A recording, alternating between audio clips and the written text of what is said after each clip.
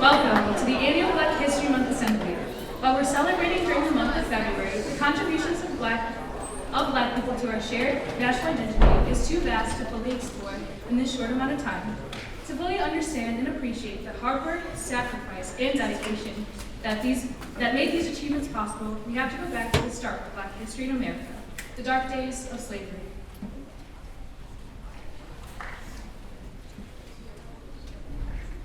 While we know the basics of slavery, we often don't explore the full stories of the brave African Americans who worked to free themselves long before Abraham Lincoln issued the Emancipation Proclamation. One of these extraordinary individuals was Sojourner Truth, who was born into slavery but escaped with their daughter to freedom.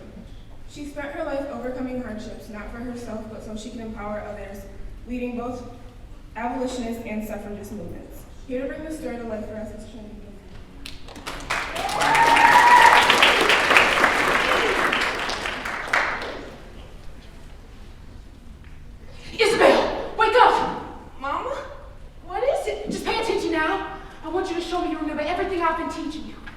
Swear to me that you will never lie. Mama, what are you, Isabel? Will you ever lie? No, Mama. Will you always obey your master? Yes, Mama. Good. Now listen, because you will be told many things once I'm gone. If ever you are beaten or cruelly treated, whenever you fall into any kind of trouble, you must always ask God for help. He will always hear you and tell you, if you remember to ask. Now look up at the stars. Those are the same stars that shine down on your brothers and sisters. Remember them. Remember us here, right now, warm and close, no matter where we go. When we look up at those stars, we will be together.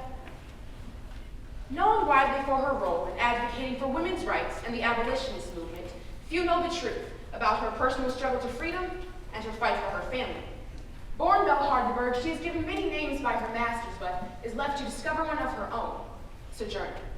Throughout her journey, we are exposed to the many challenges she faced, and in spite of all of those, she chose to persist.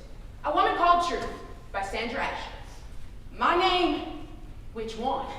I was born a slave in Ulster County, New York. Oh yes, there were slaves up there too, not as many as in the South. What if there is no heaven, a fellow once asked me? What if you never get there? What do you say then? I'll say, bless the Lord, I had a good time thinking I would. My last name belonged to my master, just like me. Belle Hardenberg, Master Hardenberg's bed. When he died, I was auctioned off and sold. Necklace for Charles Hardenberg, necklace for you. What do you think? Turn around, girl. A broad back. Now I know all about the rumbling up in the Capitol. Old laws, new laws, doesn't mean a thing. I'll give you 100 for it. Sold to Mr. John Neely for $100. Well, come on now, girl. You belong to Master Neely now. Belle Neely, and the war was begun. I ended up having a little boy, Peter. Tell me about the house, Mama. I already told you, Pete. Tell me again. You sure are a pesky little child. We're gonna have our own house someday, high up on a hill. As soon as I'm free, I can work for wages. Then I can buy your freedom too. Would you like that, Pete? I'd like that, Mama. Master Neely, he promised me my freedom if I just kept working hard for one more year. 365 days later, I went to Master Neely and he said, I'm sorry, Belle. We need you. Just another one more year. Another one more year. Is that fair? No. So I stayed on through the summer and through the fall, but after that first frost, I took what was mine. My freedom. Mama, don't go. I have to, Pete.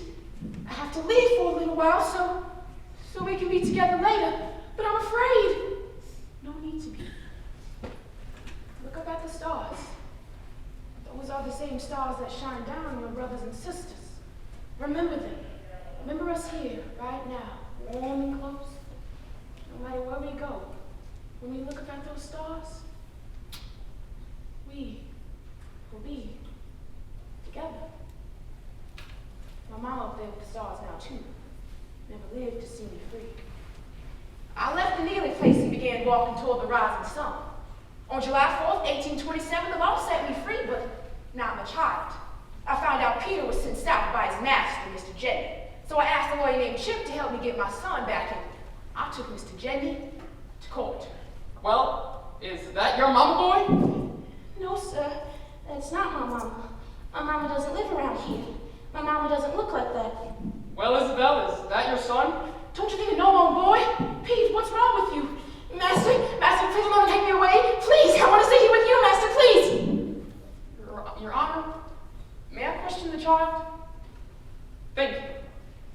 This bruise on your cheek, where did you get that?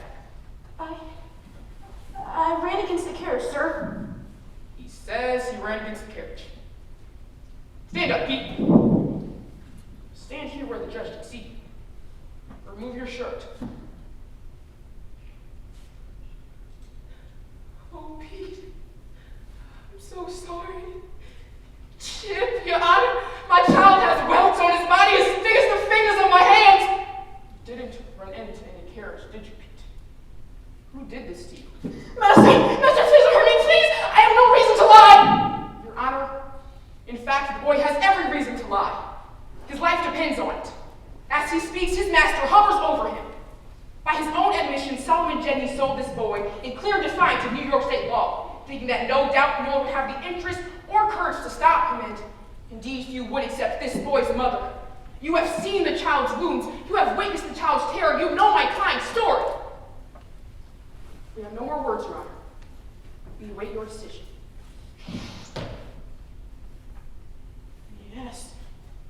Yes, he's yours, Isabel. Take your boy home. Oh, thank you, Chip. Thank you, Your Honor. When are they gonna send me back down south? Is that what you think? Listen, child, you are never gonna go away from me again. You hear me? Your mama's here with you now, Pete. And God's gonna show your mama the way. He always has and he always will. Belle Hardenberg, Belle Meany. I was all of these and none of it. Who was I then? Amazing grace.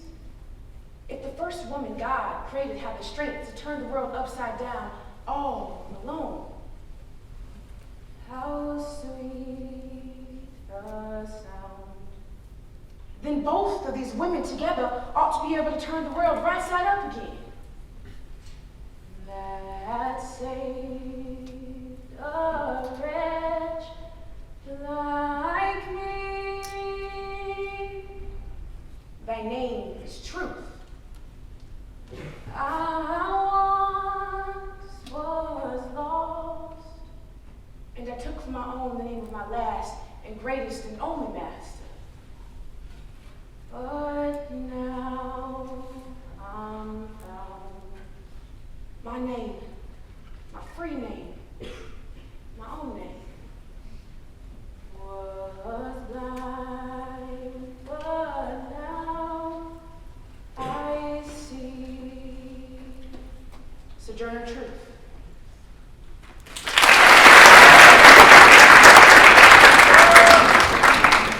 The end of slavery was an important moment in our nation's history, but it didn't bring about the kind of equality that Lincoln had foreseen.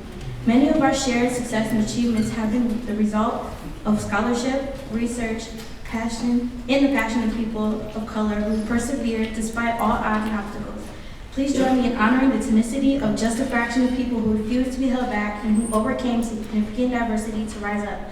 By welcoming to the stage our song leaders, Isaac Reed and Deshaun Brown.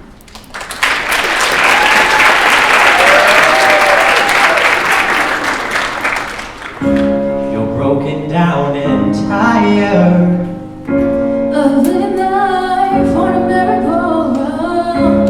You can't seem to find the fighter, but I see it in you. We're gonna walk it out. And move mountains. We're gonna walk it out. And move mountains. And we'll rise up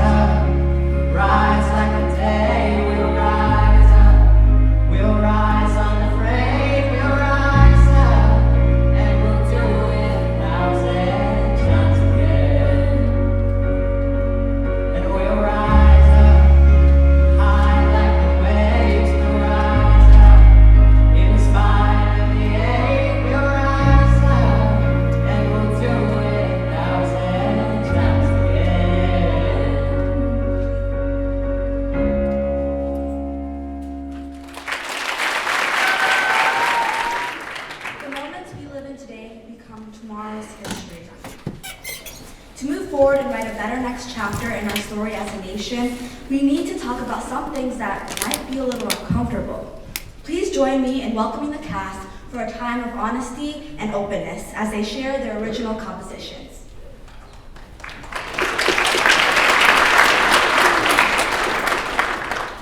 One thing that we don't talk about enough are the things that we take for granted. Life is hard, and sometimes we get so caught up with overcoming our own struggle that we don't even see the struggle that we don't have to face, simply because of the color of our own skin. Take a traffic stop, for example. If I'm driving and I get pulled over, I'm gonna think, oh, this is just a huge inconvenience for me, or I'm gonna be late to where I'm going, or I'm gonna get a ticket, or what am I supposed to tell my parents? But I never think that something bad is gonna happen to me. That my mom might have to get the same call that Sandra Bland's family got, all because of a misconception, a miscommunication, a stereotype. A year after Colin Kaepernick took a knee, we still can't look our great country in the eye and see what it was really for, and how we can lift each other up to get to a place where there's no privilege, just brotherhood. Preparing for this very assembly, one of my castmates looked at me hard on his sleeve and said, "Listen, you're white. If you say it, they'll listen." I never knew what it was like to just feel so powerless at that moment. Understanding is half the battle, and action is the rest, which is why I'm here today. Not just to talk about privilege, but to lift others up here with me. Growing up, our parents teach us right from wrong, but we don't talk about how to interact with different cultures like we talk about proper manners. Because of this, we sometimes say things that are offensive to others. Here are a few of the most offensive things we heard our classmates say right here at Portage Northern High School. Is that your real hair? Can I touch it, or even worse, touching it without permission? You're pretty for a black girl. You're basically white. You won't finish school anyway. Why do you care? Black hair is one of the most divisive elements in the black culture. When a black girl opts for a look that is different from her natural hairstyle, it isn't because she's ashamed of her natural hair. It's because she wants to try a different hairstyle or even an easier way to maintain her hair. So instead of asking, is that your real hair? Give her a compliment instead. Some of us have even stopped growing our natural hair in certain hairstyles to prevent people from touching it. We all have hair. We wouldn't just walk up to a random person and touch theirs, so please don't touch ours. Beauty is beauty, regardless of the color of our skin. We already feel pressured by society to look to how we look today. We even take judgment by other people of color for how light or dark our skin is. Pretty is pretty. It doesn't have a color. I've been called white many times, and it makes me feel like I don't belong in any culture group. While it is true that African Americans graduate at a lower rate, it's not at all because we don't care. As an African American student, I'm proud to represent other students like myself in our honors, AP, and IB programs. And I'm able to see that students would succeed more if we felt more empowered and valued by our own classmates. So instead of asking, why do you care? Ask what I aspire to be, or simply ask how you can help. And instead of a look down, offer a hand up.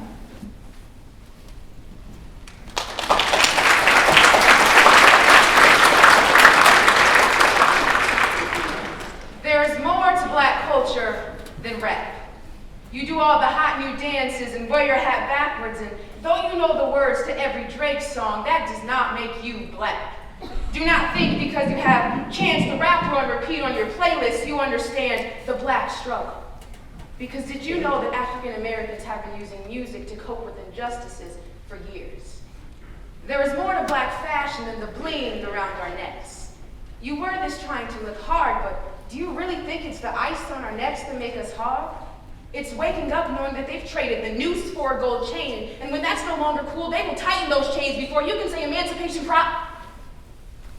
There is more to black women than our bodies. My big booty and lips have been the butt of your jokes for years, but when it has the last name Kardashian, it's desirable. I speak of my frustrations, and you label me as the angry black woman. My pro-black does not mean anti-white. The racial pride that flows from my lips is nothing but tongues to you. I say appreciate, and you hear appropriate. I quote facts, and suddenly someone is crying reverse racism. Does anyone hear me? There's more to black men than their death rate. There is an indescribable strength you need to be a black man in America. Make sure not to be too masculine, but not too feminine either. Not too black, but not too white. You speak of boys getting attacked for wearing Make America Great Again hats, but I know a boy who got killed for wearing a hoodie. So all the black men out there, this is for you. Because I am sorry. I am sorry that we as a society do not appreciate you. I'm sorry that prison has become a second home for many of you. I'm sorry that we have made you believe you do not matter. It should not be that way. And I will keep fighting for you. We as a race are more than sagging pants, rap music, and the word ghetto. I will not allow you to marginalize hundreds of years my ancestors fought to get us here. I will not allow you to forget their names: Emmett Till, Sandra Bland, Michael Brown, Philando Castile, Trayvon Martin. Say their names. Say them this month. Say them when you only taught one lesson about Martin Luther King. Say them when you think everyone has forgotten. And never let them die. Because we have so much more to offer than our history of oppression.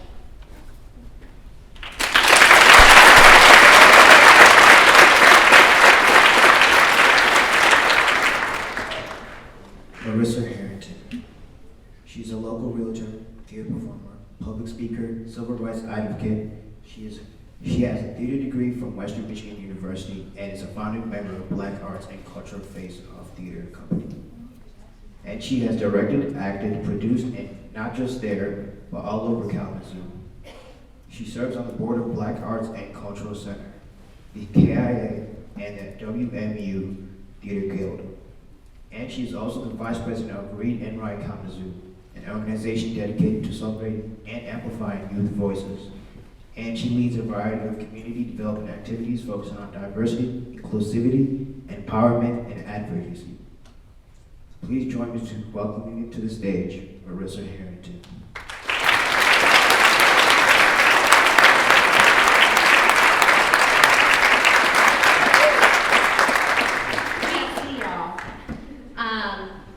I'm not here to talk at you today. I want to talk to you. I was talking to our cast today, just giving them words of encouragement. And even now, thank you. I stand here before you so emotional. There's a lot of people in here, but I'm going to admit to you that I turn 35 next month.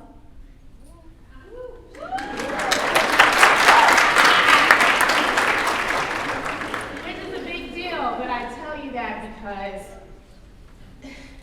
raise your hand if you've ever had anybody tell you that you can't do something. Raise your hand if you've ever had anyone tell you that because of the way you look, you're not a good fit for something.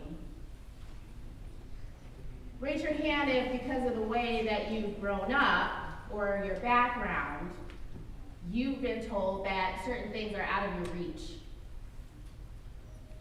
Yeah, me too. So just a little bit about me. I grew up in a single parent household. My mom was in the military. We traveled a lot. My dad wasn't around for the first 18 years of my life. So it was just my mom and I. And we were very poor. Most of my life I spent in South Central Los Angeles. Who knows anything about LA? Y'all watch them movies about Compton? That's where I grew up, yeah? Drive-bys, literally, hitting the ground and turn the lights off and you hear pop, pop, pop, you hit the ground, okay? Holes in my shoes, being evicted from our apartment every probably 6 months to a year. Like that was my reality growing up. And so from a very young age, there was something in me that kind of stirred to say, I want more from my life than this, right? Unfortunately, at a very young age, I also battled with depression, anxiety. I was severely bullied because I wasn't black enough for my black friends, and I wasn't white enough for my white friends, right? So I was kind of stuck in between going, where do I belong? And I found myself in my art, okay? So my mom put me in theater at 12 because she didn't know what else to do. And I got on stage, and I felt like I was at home. And from that point on, I was empowered to find myself, find my own confidence, no matter what was being said to me. And so today, in 2018, I'm looking around at you young people, and I'm so incredibly impressed by how smart you are, by how confident you are, but most of all, by how self-aware you are. I was not aware of social issues at your age. I was aware that I wanted to make a change for myself to make my life better, but I was not aware of the world at large. You guys have an opportunity with the internet. There was no internet when I was growing up, y'all, or cell phones. We had pagers, okay? Y'all know what pagers are, beepers? We had beepers. The first cell phone, I think, was about this big, okay? I wrote all of my elementary school and middle school papers, my reports on the typewriter, yeah? So you guys are living in a very different world and age where you have information at your fingertips. And I want to encourage you, please, use your resources to learn about yourself and learn about each other, okay? It took me 15 years to learn about myself.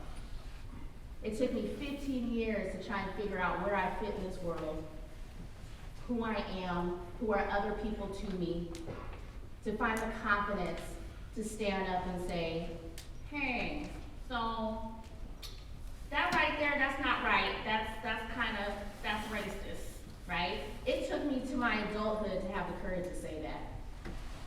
Don't let it take you that long, guys. Don't let it take you that long. Don't be afraid to read the news, even though it's pretty ugly right now. But don't be afraid. Don't think that because you're young, you don't have a voice, you don't have anything to say, and that you can't make a difference. Did you guys see the walkouts going on yesterday? Did you guys see that going on around the country? You can be the change. Who in here is 17? Who in here is 18? Y'all, we are counting on you. We are counting on you. I guess I'm a millennial, I guess. Barely, right? I'm like right on the cusp, okay? I'm much older than you.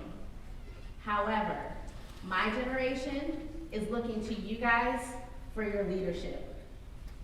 Because as much as we've accomplished, even more so than our parents, you guys can accomplish so much more. So do not let where you come from, what you look like, how much money your parents make, don't let that stop you from making a difference and being courageous about who you are and making a difference. Please. I appreciate you, I commend you, and I'm so excited to see what you guys do in the future. Thank you.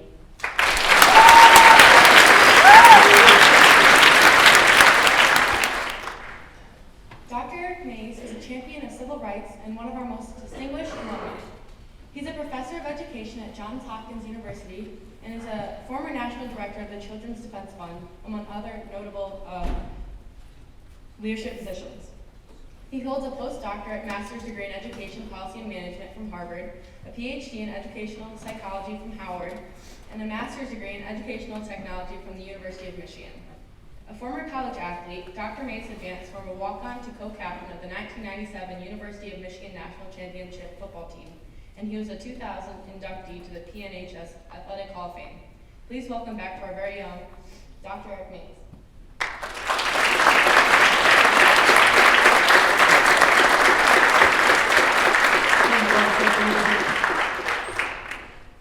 Much better. I want to thank you all for taking the time out of your day to put this together, the administration, the staff, and I would say, really importantly, those young people that are backstage. Let's give them another round of applause.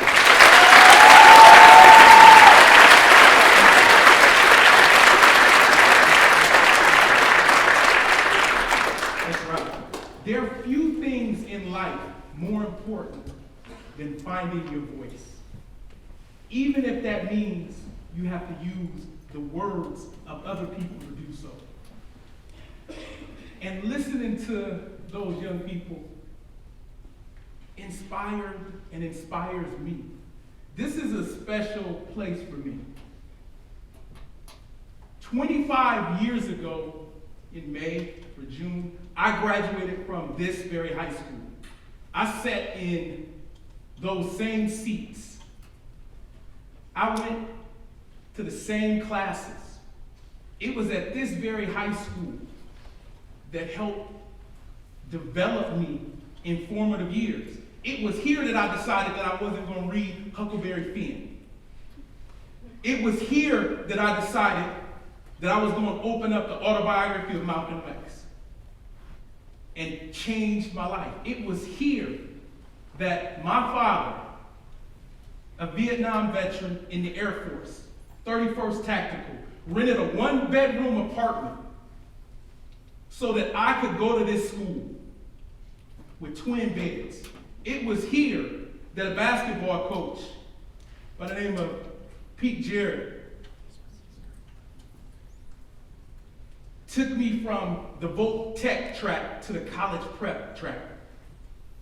It was here that I decided, after sitting back there and taking that career placement test that told me I should probably go work in a mechanical shop or take some type of vocational career, that I was going to take control of my life. It was here.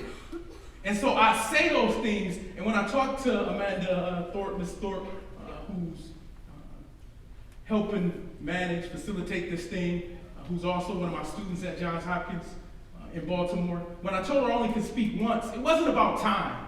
It's because I couldn't give the same speech twice, because this isn't just a speech. This is me coming back to one of the places that had a huge role in changing my life. And what does that have to do with Black history? I'll tell you. It's because I am a product of a community. Spoke about my father, Willie Mayes Jr. Born in Carruthersville, Missouri. My mother, Crowder, Mississippi. Both of them followed, they grew up working on other people's farms in the South, picking cotton. They both wanted a better life for themselves. Their mothers and their fathers wanted a better life for themselves, so they came up north. Ended up on look not too far from here, Benton Harbor, Michigan. I was born there. Per capita income, about $8,000 at the time. There was one hospital when we lived there. It's closed now. You all understand some of the realities. Some of the things in the city is much better. But when I grew up, where my parents came, it was a better life. But when I grew up, my mother and my father wanted more for me. But they grew up as sharecroppers. My grandmother only went to the 3rd grade.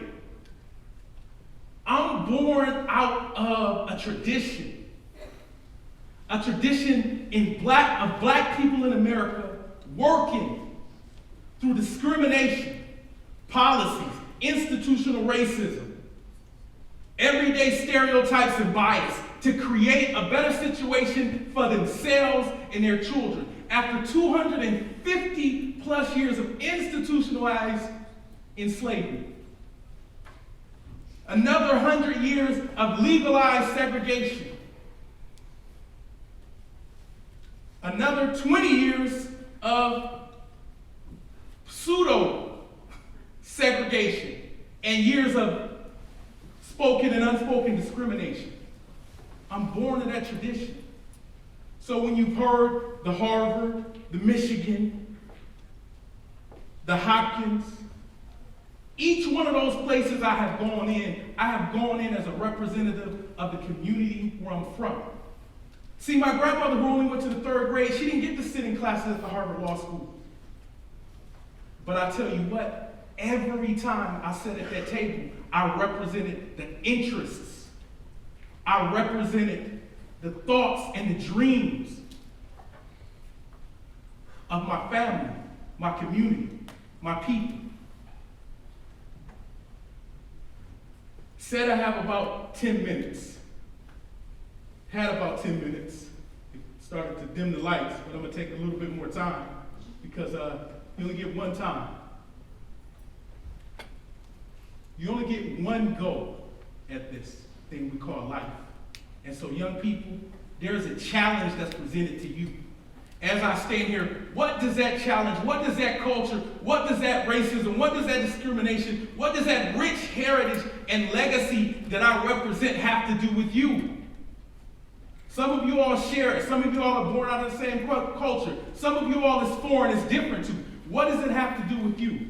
See, that story, the African American story in America, that story is one of the great stories of human ingenuity.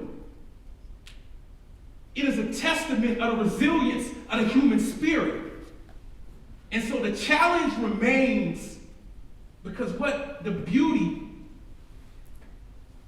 of being a part of this culture and this tradition is that we had an opportunity, and we continue, and you all have one too. One of the things African Americans have had an opportunity to make America true to its ideals. Full protection for everybody under the law, justice and equality for all. We continue to push that envelope, and it's become more inclusive. Ended legal discrimination in schools by race, 54.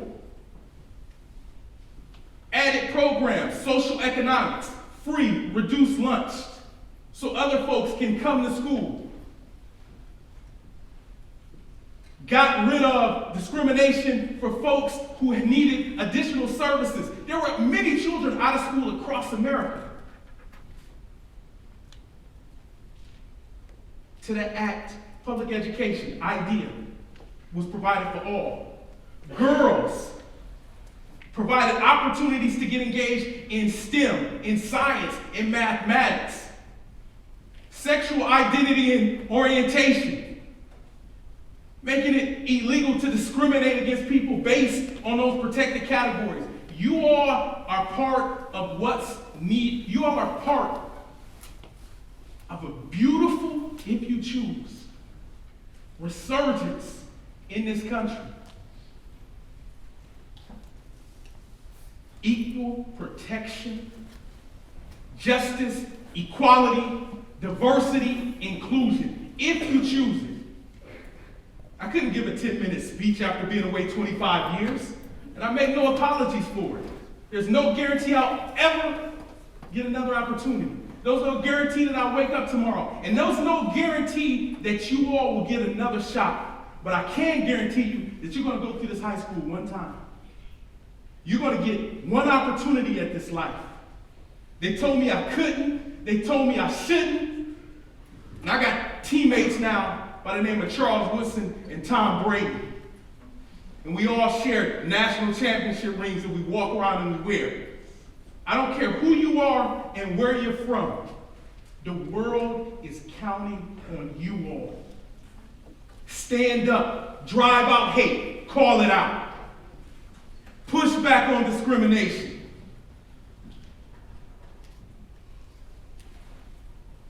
Be more inclusive. The challenge is here. The challenge is now. And I'll close with a quote from Frederick Douglass. Power concedes nothing without a demand. It never has, and it never will. Be great. Thank you.